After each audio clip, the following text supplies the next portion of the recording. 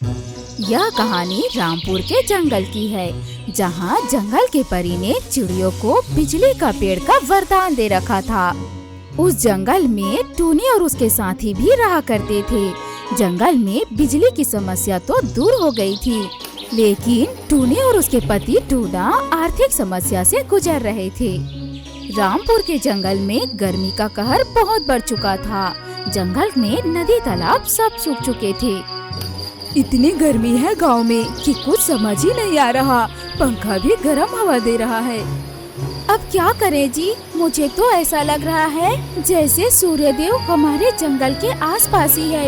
इतनी गर्मी कैसे झेलेंगे हम? चलो टूनी, मुझे अब बहुत सारे काम करने हैं और कल सुबह मिट्टी के मटके और मूर्तियाँ बेचने जाना है।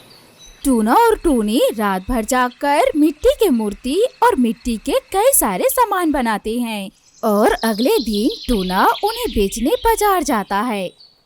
सुबह से इतनी कड़ी धूप में खड़ा हूँ, ना कोई मटका बिका है ना कोई मूर्ति। टूना पूरी दोपहर वहीं खड़ा था, लेकिन उसका मिट्टी का एक भी सामान नहीं बिका और वो थक हार कर घर की तरफ जाने लगा। तभी वहाँ उसे उल्लू महाराज जी मिल गए। टूना, कहाँ से आ रहे हो? और ये क्या, बड़े थके थके लग रहे हो, क्या बात है? क्या बताऊं महाराज जी, मेरी दशा बहुत खराब हो गई है। कोई मटका बिका है और न ही कोई मिट्टी के खिलौने। मैं तुम्हारी दशा समझ रहा हूँ, लेकिन हमारे पास और कोई चारा भी नहीं है। आज तुम मेरे घर से खाना ले जाना, ये एहसान मैं कभी नहीं भूलूंगा। उस रात टूना उल्लू महाराज जी के यहाँ से खाना लेकर टूनी के साथ मिलकर खा लेता है। आज तो हमने महाराज जी के यहाँ से खाना लेकर खा लिया, लेकिन हम कल क्या करेंगे? आप कल की चिंता मत कीजिए, मैं कल भी अपने मिट्टी के सामान लेकर बाजार जाऊंगा। तुम अपना ख्याल रखना। टूना दूसरे दिन भी अपना सामान लेकर बाजार की तरफ जाता है। ये मेरा आखिरी दिन है, अगर नहीं बिके तो मैं इन मिट्टी के बर्तनों को यहीं फेंक दूंगा। इतने में एक चिड़िया ठेला लाते हुए दिखाई देता है। इतनी गर्मी में ये चिड़िया भागता हुआ कहाँ से आ रहा है? और ये तो हमारे जंगल का लप्पू है, जो चोरी करते पकड़ा गया था। टूना भाई, अच्छा हुआ तुम मिल गए। इस ठेले पर एसी रखा हुआ है। लेकिन इसे चोरी करने की क्या जरूरत थी? तुम इसे खरीद कर लाते। मैं कह रहा हूँ ना, इससे हमें कोई नुकसान नहीं है, बल्कि हमें इसके अच्छे काम के लिए उपयोग करना चाहिए। लप्पू उस एसी को टूना के पास ही छोड़कर चला जाता है। टूना उस एसी को देखकर सोचने लगता है, ये एसी कुछ अजीब सा लग रहा है। मैं इसे अपने मोहल्ले में लेकर जाता हूँ। वहाँ लेकर जाने से कम चिड़िया जानेंगे तो सही, आखिर एसी होता क्या है। टूना उस एसी को अपने मोहल्ले ले जाता है और उसी बिजली के पेड़ के पास रख देता है। एसी रखते ही सारे चिड़िया वहीं इकट्ठा हो जाते हैं और टूना से पूछने लगते हैं, अरे टूना बेटा, ये क्या लेकर आए हो? बड़ी अनोखी चीज लेकर आए हो। ये करता क्या है? ये एक एसी है, इसे पेड़ से लगाने से ठंडक आती है। हैं? अगर ऐसा है तो इसे इस पेड़ पर लगा दो, जंगल में भी ठंडक आ जाएगी। फिलहाल तो ये खराब है, इसे घर जाकर बनाने की कोशिश करता हूँ। टूना उस खराब एसी को अपने घर ले गया और उसे बनाने की कोशिश करने लगा। देर रात हो चुकी थी। अचानक वो एसी रोशनी से चमक उठा। टूना उस एसी को लेकर उसी बिजली के पेड़ के पास जाता है। अरे देखो, ये एसी चमक रही है, इसे कुछ हो गया है। टूना उन्हें सारी बातें बताता है। तब उल्लू महाराज कहते हैं, ये कोई चिंता की बात नहीं है, ये जरूर प्रकृति देवी हमसे कुछ कहना चाहती है। फिर वही अंधविश्वास की बातें।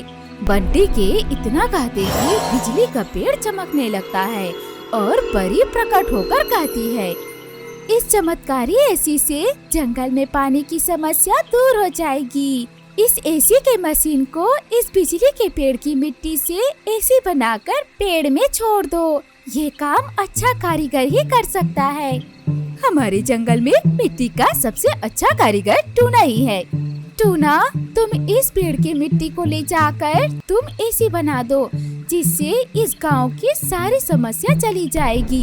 इतना कहकर जंगल की परी अदृश्य हो गई। टूना घर जाकर अपने मिट्टी के हुनर से हूबहू वैसा ही एसी बना देता है और खराब मशीन को अपने मिट्टी के एसी में लगा देता है और खुद की बड़ी सी मिट्टी की एसी बनाकर तैयार कर लेता है। मिट्टी की एसी तैयार है। परी के कहे मुताबिक मैंने बिजली के पेड़ में लगा दिया है। क्या पता कुछ अनोखा हो जाए। अब देखना, प्रभु की कृपा देखना, इस मिट्टी के एसी से हमारे जंगल की सारी समस्या हल हो जाएगी।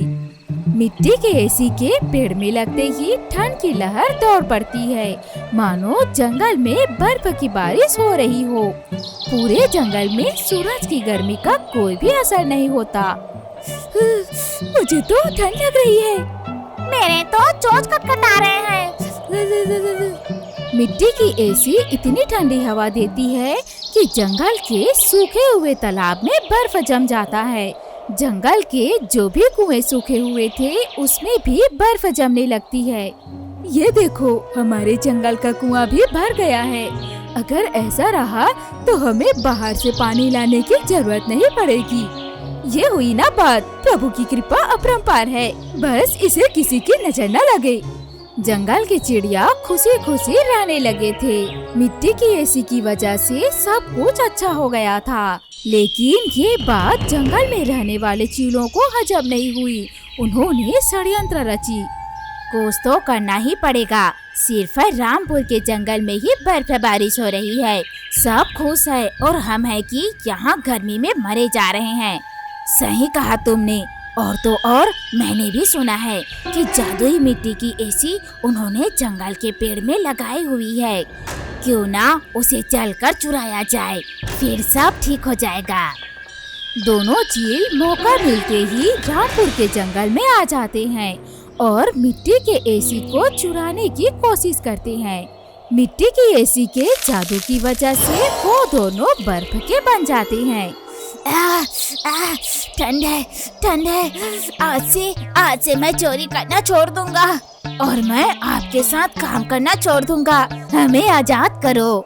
सारे चिड़िया उनके चीखे सुनकर वहाँ इकट्ठा हो जाते हैं और उन्हें बर्फ बना देखकर हंसने लगते हैं। अच्छा मजा आया। इस तरह मिट्टी की एसी की वजह से सब चिड़िया हंसी खुशी अपना जीवन बिताने लगते हैं।